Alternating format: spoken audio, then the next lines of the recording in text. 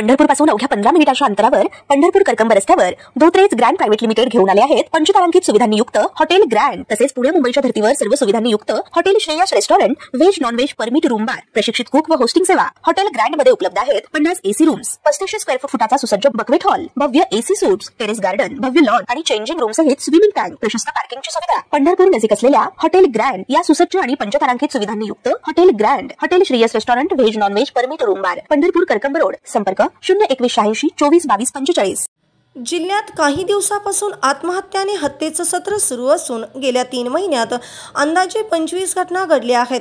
या दरम्यान आता रायगड जिल्ह्यात एकाच दिवशी 2 महिलांची हत्या झाल्याची घटना उघडकीस आली आहे।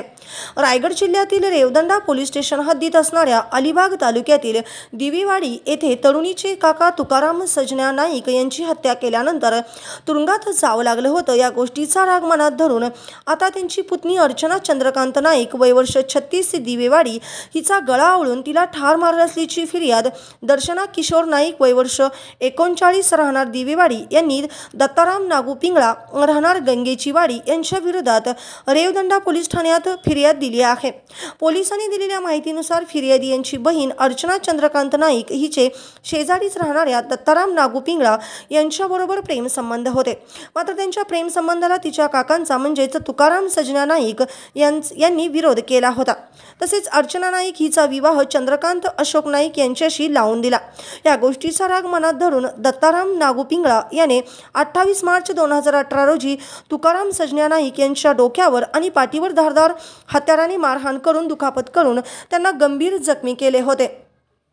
तुकाराम सजन्या नाईक यांच्यावर अलिबाग येथील जिल्हा रुग्णालयात उपचार सुरू असताना 31 मार्च 2018 रोजी त्यांचं निधन झालं। त्यामुळे आरोपी दत्ताराम नागू पिंगळा याला सदर गुन्ह्यात जन्मठेपेची शिक्षा झाली होती। दरम्यान या गोष्टीचा मनात राग आरोपी दत्ताराम पिंगळा यांच्या मनात होता।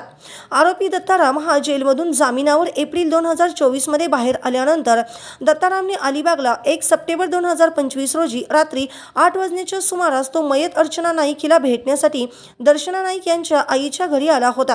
आरोपी दत्ताराम पिंगळा हा मयत अर्चना नाईक यांच्या सोबत बोलत असताना त्यांचा वाद झाला। रागाच्या भरात त्याने अर्चनाचा दोरीच्या सहाय्याने गळा आवळून तिची हत्या केली।